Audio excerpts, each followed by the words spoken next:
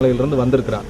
அதனால் இவளுக்கு முழு தொகையும் செலுத்த முடியாது. அதனால் எவ்வளோ செலுத்த முடியும்னு கேட்டபோது நான் சொன்னேன், மாதம் என்னால் 500 ரூபா செலுத்த முடியும்னு சொன்னபோது கட்டுங்கன்னாரு. அதை தான் கட்டிக்கிட்டு இருந்தோம்.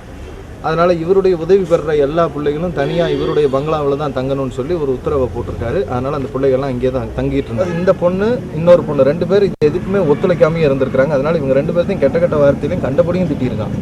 பயங்கரமான ஒரு டார்ச்சர் கொடுத்துருக்கான். இதனால் இந்த பொண்ணு பாதிக்கப்பட்ட அந்த பொண்ணு பயந்து காய்ச்சலில் இருந்திருக்கா. 3ஆம் தேதி காய்ச்சலில் படுத்துட்டு இருக்கும்போது இந்த ஆள் 3 ஸ்கூலுக்கு போகிறதுனால இந்த பொண்ணு ரூம்லேயே படுத்துருந்துருக்கா. அப்போ இந்த ஆள் உள்ளே வந்திருக்கான். இவ தூங்குற மாதிரி உடனே படுத்துக்கிட்டா. ஏன்னா தூங்குற மாதிரி படுத்துக்கிட்டு அவன் விட்டுருவான்னு நினச்சிட்டு இவ படுத்திருக்கான். ஆனால் இந்த நாய் என்ன பண்ணியிருக்கான், போய் அவகிட்ட தேவையில்லாத வேலைகளை பண்ணியிருக்கான்.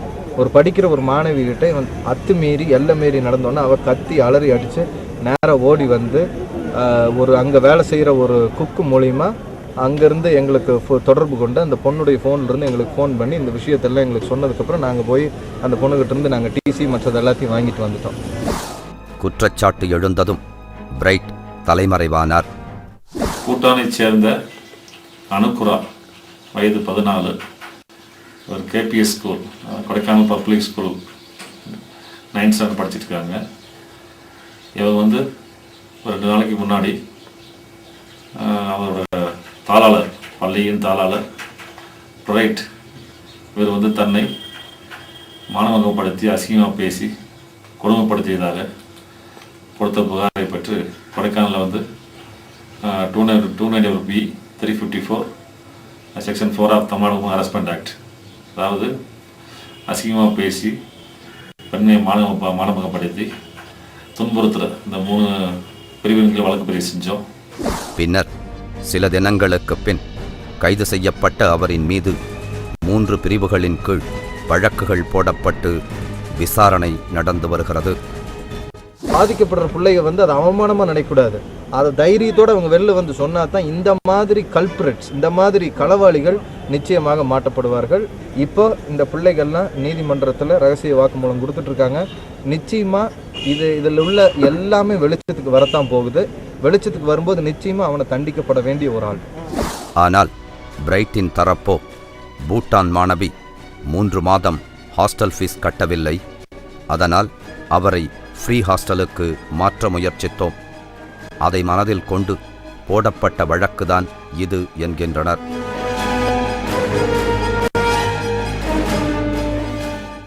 பள்ளி ஆசிரியர்கள் இதுபோன்ற சம்பவங்களில் ஈடுபடுவது அங்கொன்றும் இங்கொன்றுமாய் நடந்து கொண்டேதான் இருக்கிறது என்கிறது புள்ளி விவரம்.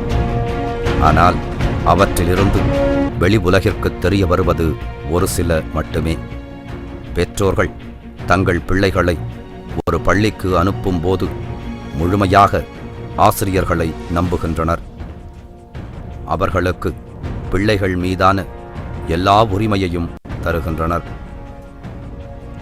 பெற்றோர்கள் முழு நம்பிக்கை வைத்திருக்கும் ஆசிரியர் தங்களை தவறான கண்ணோட்டத்தோடு பார்த்தால் அதை பெற்றோர்களிடம் சொல்வதற்கே கூட மாணவிகள் தயங்குவதும் உண்டு. இந்த குழந்தைகளுக்கு பாதுகாப்பு கொடுக்கணும்னா அவங்களுக்கு போதுமான விழிப்புணர்வு கொடுக்கணும். அந்த விழிப்புணர்வில் குழந்தைங்களுக்கு, பர்டிகுலர்லி அடாலசன்ட் கேர்ள்ஸ்க்கு ஒருத்தர்கிட்ட எப்படி பழகிறது, எது தப்பு எது சரி என்ற விழிப்புணர்வு ஒரு பாடமாக நம்ம சொல்லி தரணும். முக்கியமாக நம்ம பேரண்ட்ஸு, டீச்சர்ஸு அவங்க பிள்ளைங்கக்கிட்ட நெருக்கம் வேணும். பிள்ளைங்க ஃப்ரீயாக ஏதாவது தவறு நடந்துச்சுன்னா, வித்தியாசமான ஒரு பிஹேவியர் இருந்ததுன்னா அந்த பிள்ளைங்க பேரண்ட்ஸ்கிட்டையும் டீச்சர்ஸ்கிட்டையும் ஷேர் பண்ணுற ஒரு அட்மாஸ்பியரை நம்ம கிரியேட் பண்ணணும். இந்த மாதிரி சம்பவங்கள்லாம் குறைக்கணும்னா சில சட்ட திட்டங்களை நம்ம உருவாக்கணும். இந்த திட்டங்களில் என்னென்ன இருக்கணும்னா, முதலாவது ஒரு பாலிசி கொண்டு வரணும். இந்த ப்ரொஃபஸர்ஸ், முக்கியமாக மேல் டீச்சர்ஸு, அவங்கள எந்த கேர்ள் ஸ்டூடெண்ட்ஸோ தனியாக போய் பார்க்கக்கூடாது. 2வது, மேல் டீச்சர்ஸ்க்கும் ஃபீமேல் ஸ்டூடெண்ட்ஸ்க்கும் ஒரு டிஸ்டன்ஸ் மெயின்டைன் பண்ணணும். 3வது ஸ்டூடெண்ட்ஸ் இருட்டு நேரத்தில், அதான் சாயந்தர நேரத்தில், முக்கியமாக ரெசிடென்ஷியல் ஸ்கூல்ஸில் பெண் ஸ்டூடெண்ட்ஸ், அதாவது கேர்ள் ஸ்டூடெண்ட்ஸு போய் தனியாக போய் பார்க்கக்கூடாது. இவ்வாறு செஞ்சால் இந்த மாதிரி ஒரு அசம்பாவம் நடக்கிறது கொஞ்சம் குறையும். நம்பி பள்ளி கல்லூரிக்கு அனுப்பப்படும் ஆண் பிள்ளையோ பெண் பிள்ளையோ அங்கே பாதுகாப்பாகத்தான் இருக்கிறார்களா என்பதை அறிந்து கொள்ளும் பொறுப்பு பெற்றோர்களுக்கு உண்டு. அதே சமயம் அனைத்து கல்வி நிலையங்களிலும் சேஃப்டி மெஷருக்கென்று சில வரையறைகளை வகுத்து அதை தீவிரமாக கண்காணிப்பதன் மூலமும் இதுபோன்ற சம்பவங்கள் தொடராமல் தடுக்கலாம். ஏதோ ஒரு சில ஆசிரியர்களின் செயலால் அனைத்து ஆசிரியர்கள் மீதும் நமக்கு தவறான கண்ணோட்டம் ஏற்பட்டுவிடக்கூடாது.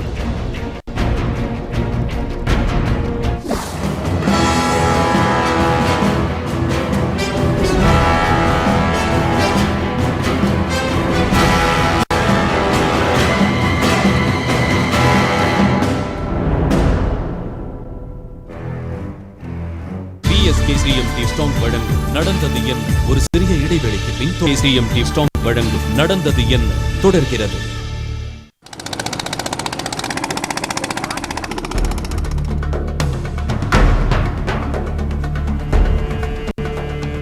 கடலை அமைதியின் உருவமாக பார்த்து பழகிய நமக்கு 2004ஆம் ஆண்டு சுனாமி உருவான போது கடும் அதிர்ச்சி ஏற்பட்டது.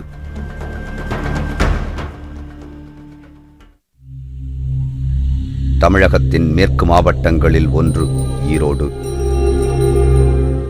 மஞ்சள் களஞ்சியம் என்று வர்ணிக்கப்படும் இங்கு சமீபகாலமாக விவசாயிகள் மஞ்சள் உற்பத்தியில் முன்பை விட அதிக ஆர்வம் காட்டி வருகின்றனர். ஏனெனில் 100 கிலோ மஞ்சளின் விலை கிட்டத்தட்ட 18,000 ரூபாய். சுனாமி பேரலை, ஈரோட்டில் மஞ்சள் விலை ஏற்றம், இவை இரண்டிற்கும் என்ன சம்பந்தம் இருக்க முடியும் என்று சிலர் கேட்கலாம். ஆனால் திருப்பூர் மாவட்ட மக்கள் இவ்விரண்டு சம்பவங்களையும் இணைத்து வித்தியாசமான ஒரு முடிச்சை போடுகின்றனர். காங்கேயம் அருகே இருக்கிறது சிவன்மலை.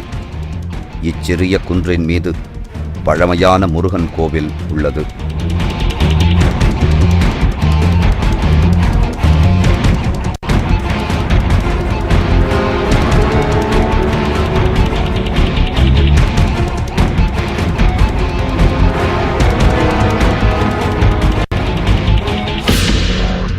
மற்ற முருகன் கோவில்களைப் போலவே இங்கும் வழிபாட்டு முறைகள் இருந்தாலும் கோவிலின் மையப்பகுதியில் உள்ள ஒரு தூண் வேறுபாட்டை உணர்த்திவிடுகிறது. அந்த தூணில் ஆண்டவன் உத்தரவு என்ற பெயரில் ஒரு பெட்டியும் அதற்குள் மஞ்சள் பொடியும் கட்டி வைக்கப்பட்டுள்ளது. அதற்கு கீழே உத்தரவு பொருள் மஞ்சள் பொடி என்றும் 2/7/2010 முருகன் என்பவர் உத்தரவு பெற்றதாகவும் குறிப்பிடப்பட்டுள்ளது. சிவன்மலையை தரிசிக்க வரும் பக்தர்கள் இங்குள்ள முருகனை எதிர்காலத்தை முன்கூட்டியே கணிப்பவன் என்று போற்றுகின்றனர். இதற்காக முருகன் தனது பக்தர்களையே தேர்வு செய்வதாகவும் அவர்களின் கனவில் வந்து குறிப்பிட்ட ஒரு பொருளுடன் கோவிலுக்கு வா என அழைப்பதாகவும் நம்பப்படுகிறது. அப்படி கடந்த 2ஆம் தேதி நல்லூரைச் சேர்ந்த முருகன் என்பவரை கனவில் சந்தித்த சிவன்மலை முருகன் மஞ்சள் பொடியை கொண்டு வர கூறியுள்ளார். அதன் பிறகு மஞ்சள் பொடி பூஜைக்கு பின்பு பார்வைக்கு வைக்கப்பட்டுள்ளது. இக்கோவிலுக்கு வரும் பக்தர்கள் எதிர்காலத்தை கணிக்கும் ஒரு குறியீடாக இப்பெட்டியில் உள்ள பொருட்களை பார்க்கின்றனர். இங்கு மஞ்சள் வைக்கப்பட்ட பிறகே மஞ்சள் விலை வரலாறு காணாத அளவிற்கு ஏறிவிட்டதாம்.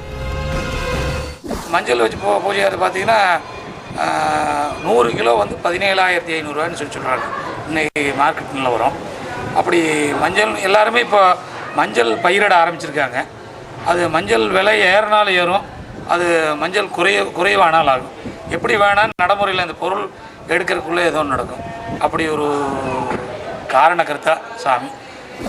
கடந்த 300 ஆண்டுகளாக சிவன்மலை முருகன் பக்தர்களின் கனவில் வந்து குறிப்பிட்ட பொருட்களை கொண்டு வருமாறு கூறுவது நடைமுறையில் உள்ளதாம். 2003ஆம் ஆண்டு முருகன் ஒருவரின் கனவில் வந்து கூறிய பொருள் தண்ணீர். இதனால்தான் சுனாமி பேரலை ஏற்பட்டதாக கூறுகின்றனர். தண்ணீர் வச்சு பூஜையாகும் பொழுது 1.25 வருஷம் தண்ணீர் இங்கே பூஜை பொருளாக வைத்திருக்கிறது.